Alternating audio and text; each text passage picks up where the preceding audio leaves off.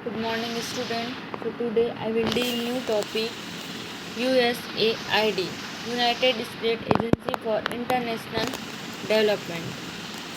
So first I will deal introduction. USAID is a technical cooperation mission for international development. It is a cooperation mission for international development. ये क्या है? एक technical cooperation mission है जो मिलजुल के काम करता है किसमें? इंटरनेशनल डेवलपमेंट पर. The United State has been assisting in a number of project design to improve the health of Indian peoples. The United State has been assign, ये किस चीज़ के लिए असाइन होता है? बहुत सारे प्रोजेक्ट में वर्क करने के लिए, डिज़ाइन करने के लिए, किसी प्रोजेक्ट को इम्प्रूव करने के लिए हेल्थ को कहाँ का? इंडियन पीपल्स का हेल्थ को इम्प्रूव करने के लिए इस प्रोजेक्ट को असाइन किया गया है. तो इंट्रोडक्शन ये बता रहा है कि ये एक टेक्निकल कोऑपरेशन मिशन है जो इंटरनेशनल डेवलपमेंट में हेल्प करता है. इसके साथ साथ ये यूनाइटेड स्टेट में असाइन हुआ है एक नंबर ऑफ प्रोजेक्ट में जो डिज़ाइन करता है और इम्प्रूव करता है हेल्थ को इंडियन पीपल्स का. द नेक्स्ट देयर आर, और ये जो हेल्थ को इम्प्रूव कर रहा है, तो ये जो प्रोजेक्ट है ये किस एरिया में काम कर रहा है ये देखते हैं. Malaria eradication. जो मलेरिया इरेडिकेशन प्रोग्राम चला रहे हैं उसके लिए जो लोगों को हेल्थ एजुकेशन देते हैं उन लोगों को मलेरिया की टेबलेट प्रोवाइड की जाती है फ्री में, उसमें भी ये हेल्प कर रहा है.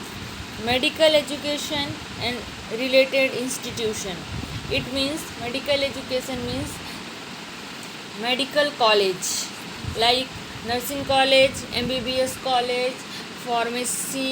It means related to medical, इसमें भी ये वर्क करता है. और इंस्टीट्यूट मीन्स जैसे कि एक संस्था चलता है, जैसे कि अपना बेस्ट कॉलेज ऑफ नर्सिंग है, नर्सिंग कॉलेज का एक संस्था है.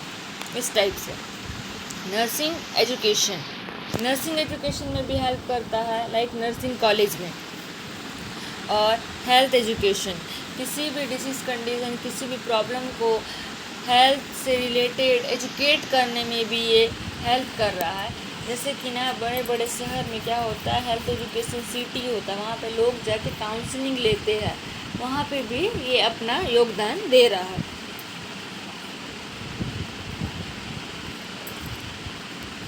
Water supply and sanitation. Proper water supply and sanitary pattern को भी इम्प्रूवमेंट करने में ये हेल्प करता है. कंट्रोल ऑफ कम्युनिकेशन, कंट्रोल्स करता है कम्युनिकेशन को. ठीक है, तो ये क्या क्या में काम कर रहा है? मलेरिया इरेडिकेशन में काम कर रहा है, medical education and related to institution में काम करता है, नर्सिंग एजुकेशन में काम करता है, हेल्थ एजुकेशन में, water supply, sanitation, control of communication. The next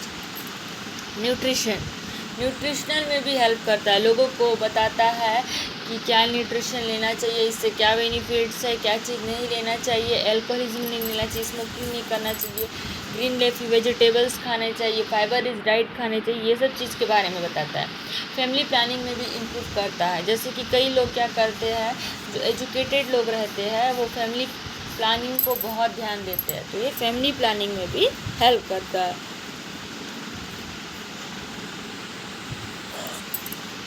development of PSC, primary health centres जो खुल रहे हैं गवर्नमेंट के द्वारा, उसके डेवलपमेंट में भी इसका कुछ योगदान रहता है. जैसे कि मान के चलो अगर प्राइमरी हेल्थ सेंटर खुल रहा है, वहाँ पे इंफ्रास्ट्रक्चर प्रोवाइड करता है या फिर इंस्ट्रूमेंट देता है, इस टाइप से. डिफरेंट फैमिली प्लानिंग में भी ये हेल्प करता है. Development of PSC, different field of health and field of health. और ये क्या कर रहा है? डिफरेंट फील्ड ऑफ हेल्थ में वर्क कर रहा है. न्यूट्रिशनल में काम करता है, फैमिली प्लानिंग में काम करता है, डेवलपमेंट ऑफ PSC में काम करता है, डिफरेंट प्लानिंग,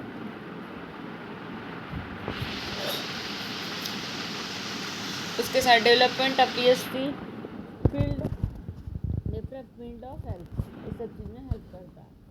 तो इसमें ये बता रहा है एक टेक्निकल ये प्रोजेक्ट होता है जो इंटरनेशनल डेवलपमेंट पे हेल्प करता है। इसके साथ साथ ये असाइन किया गया है कुछ वर्क में जो हमारे इंडियन पीपल के हेल्थ रिलेटेड वर्क करता है। इसके साथ साथ क्या काम कर रहा है, मलेरिया इरेडिकेशन प्रोग्राम चला रहा है, मेडिकल एजुकेशन दे रहा है, नर्सिंग एजुकेशन दे रहा है, हेल्थ एजुकेशन दे रहा है, डेवलपमेंट करने पीएससी में हेल्प करता है, न्यूट्रिशनल में हेल्प करता है, फैमिली प्लानिंग में हेल्प करता है। So this topic is over. So I will deal next topic, European Commission. So first, introduction. The European Commission is the European Union's executive body and represents and the interest of Europe as a whole. It means European Commission क्या है, Europe का union exclusive body में काम करता है।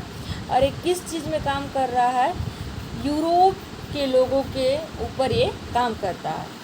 It is responsible for proposing legislation and implementation decision.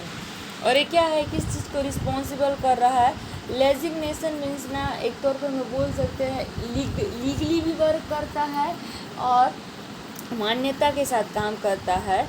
और उसके बाद जिस चीज़ को ये बनाया है, जिस लॉ को बनाया है, उसके बाद वो इम्प्लांट करता है।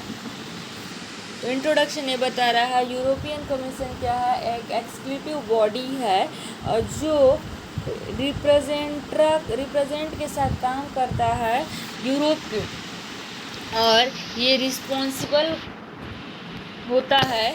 इसमें पहले मान्यता के अनुसार लीगली काम करता है, उसके साथ कुछ सी चीज़ को ये इम्प्लांट है, जैसे कुछ नियम बनाता है लीगली प्रोसेस से, उसके बाद वो उस चीज़ में लागू होता है। The next, the Europe commission is located in A Brussels in Belgium. और ये जो यूरोपियन कमीशन है कहाँ पे, मतलब इसका जो लोकेशन कहाँ पे है, ब्रुसेल एंड बेल्जियम में है। In addition it is office in government of the member state nominate the president of the commission by counselling with the European parliament. और ये क्या कर रहा है, it has office is a government. इसका जो ऑफिस है, गवर्नमेंट ऑफिस के जो मेंबर है वो स्टेट नॉमिनेट में वर्क करते हैं। और ये क्या करते हैं, president of commission by counselling with the European parliament. European parliament में जो इसके जो मेंबर्स है, गवर्नमेंट मेंबर, वो क्या करते हैं, काउंसलिंग देते हैं, किसके थ्रू, कमीशन के थ्रू। और currently it has 28 commissioners, 1 from each member state. और हर स्टेट में 28 मेंबर है, कमिश्नर्स है इस यूरोपियन कमीशन के अंदर। ठीक है, तो यहाँ क्या बता रहा है, ये कहाँ लोकेटेड है, ब्रुसेल्स इन बेल्जियम में लोकेटेड है। इसके साथ साथ इसके जो गवर्नमेंट के ऑफिस है, उसके जो मेंबर्स है वो नॉमिनेट होते हैं और काउंसलिंग देते हैं। इसके बाद क्या होता है, इसके 28 कमिश्नर्स है ईच मेंबर स्टेट में। अब देखते हैं इसके फंक्शन क्या क्या काम करता है। It is responsible for initiating legislation and submitting proposal for European law। और ये क्या कर रहा है, पहला लेजिस्लेशन के साथ, मान्यता के साथ, और ये रिस्पॉन्सिबल अपने जिम्मेदारी के साथ क्या करता है, सबमिट करता है यूरोपियन लॉ को। ठीक, the commission function as a guardian of the European Union treaties. और ये क्या करता है, एक यूरोपियन यूनियन के रूप में ये काम करता है।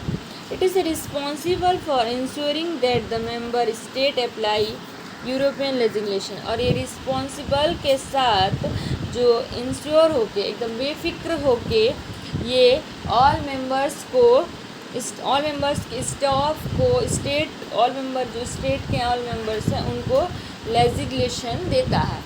The next, it can initiate action against member state as business that fail to comply with the European law। और ये क्या कर रहा है, it can initiate action, ये बहुत ही ज़्यादा स्ट्रॉन्ग एक्शन लेता है। और जो स्टेट के मेंबर है और that fail the comply with the European law, और बिजनेस के साथ ये कंपनी में काम करता है। It is responsible for formulation of policies and annual budget. और ये क्या करता है, क्या बनाता है, रिस्पॉन्सिबिलिटी के साथ एक पॉलिसी बनाता है और साल भर का बजट तैयार करता है। It represent the European union on off the international stage. और ये क्या करता है, इंटरनेशनल स्टेज में भी ये वर्क करता है।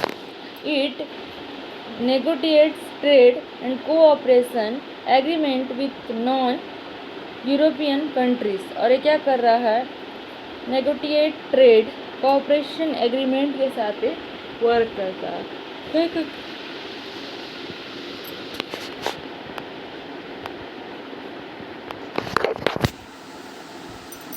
ये क्या चीज़ काम कर रहा है, ये इनिशियल एक्शन लेता है स्टेट के मेंबर के साथ और बिजनेस और कंपनी में यूरोपियन लॉ क्या होता है, अप्लाई होता है।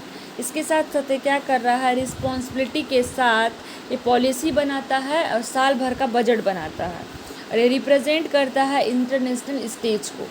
और ये cooperation agreement with non European countries में भी वर्क करता है।